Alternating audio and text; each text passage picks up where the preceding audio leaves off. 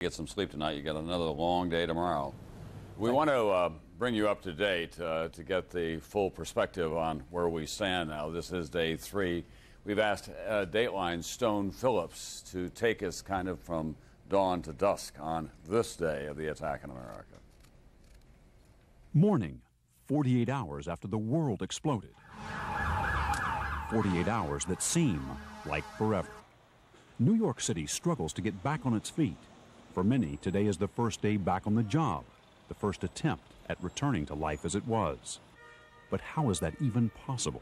Nothing could be quite normal, but this seems much more normal than it was yesterday. There's no energy. People are just kind of like sleepwalking. For tens of thousands of workers here, there is simply no office to go to. Their buildings reduced to rubble or crumbling masonry. The Twin Towers, gone. The 47-story tower at 7 World Trade Center, toppled. The 54-story tower at 1 Liberty Plaza, 3 blocks from the Trade Center, disintegrating, and numerous other buildings uninhabitable. In the tangled, still smoldering wreckage of the Trade Center towers, emergency teams continue their around-the-clock work. At about 10 a.m., the reason they are driving themselves to exhaustion. I believe that there's a good possibility that there's people in that building that are alive, and that's why we are treating this as a rescue effort still. This is not a recovery.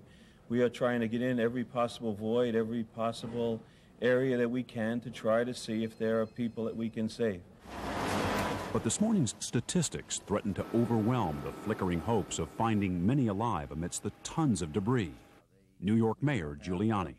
We now have a count of 94 bodies that have been recovered, 46 of which have been identified.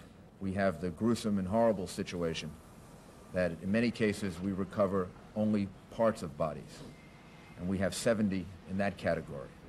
Another number speaks graphically to the carnage.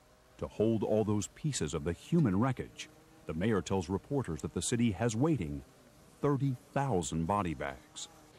And then there is the list of the missing. We have 4,763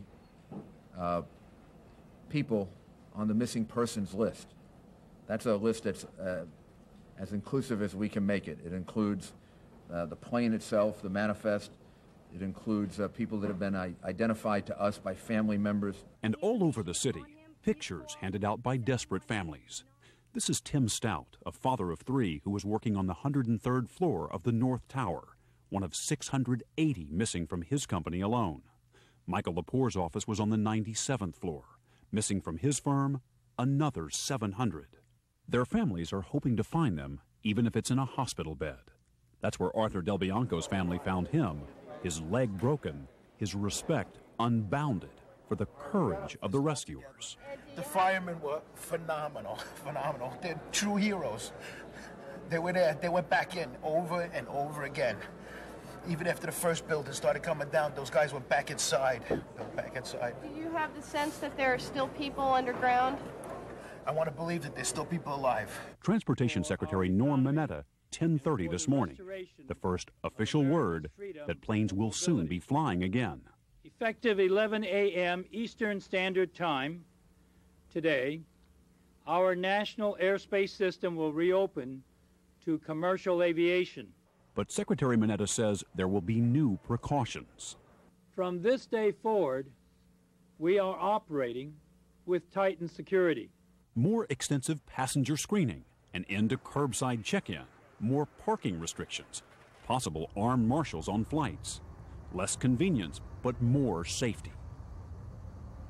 Again, I strongly urge all passengers to allow plenty of time to deal with the heightened security procedures and also to exercise patience with airport and airline employees and security personnel.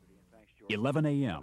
President Bush calls New York, commending officials there and telling them he will visit the stricken city tomorrow. I'm weep and mourn with America. I'm going to a hospital right after this to comfort families. I wish I could comfort every single family whose lives have been affected. But make no mistake about it, my resolve is steady and strong about winning this war that has been declared on America. It's a new kind of war. And I understand it's a new kind of war. And this government will adjust. And this government will call others to join us to make sure these acts, the people who conducted these acts and those who harbor them are held accountable for their actions. After the call, the president turns to reporters with a message for America, its allies, and its enemies. The nation must understand this is now the focus of my administration. We will be very much engaged in domestic policy, of course. I look forward to working with Congress on a variety of issues. But now that war has been declared on us, we will lead the world to victory. From the Commander-in-Chief, determination and emotion. Give us a sense as to what kind of prayers you are thinking and where your heart is for yourself as you work on that. I think about myself right now. I think about the families, the children.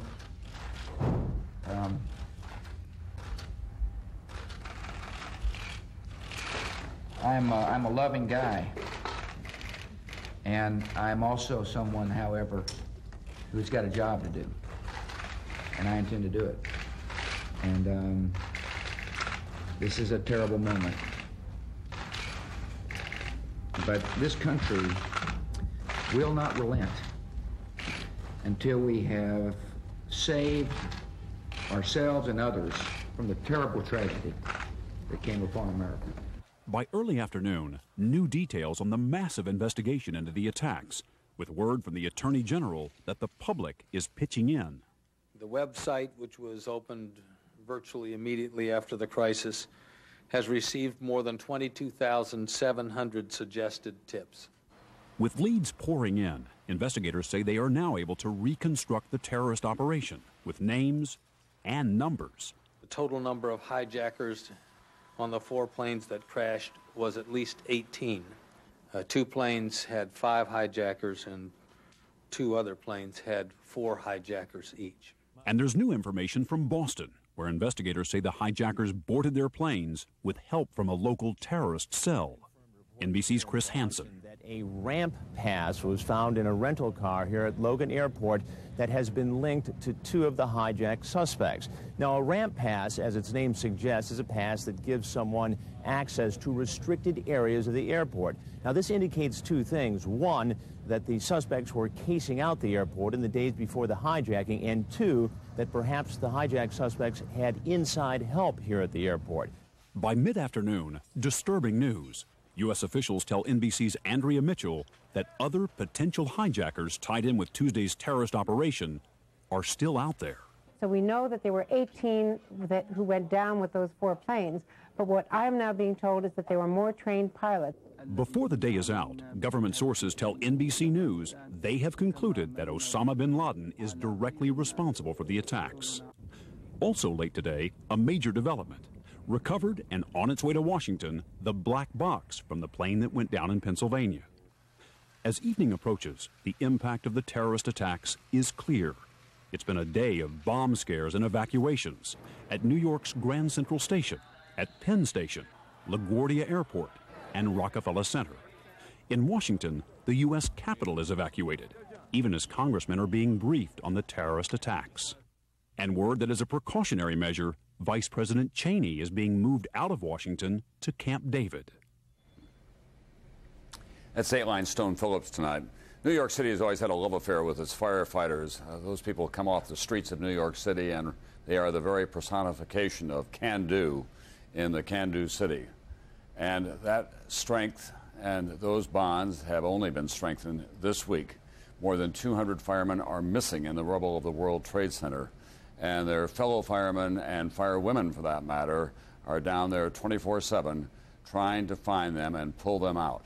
We've asked NBC's Pat Dawson to go to a New York City firehouse and tell us about the people who live and serve there. In a small group of firehouses in New York, the loss and the grief is staggering.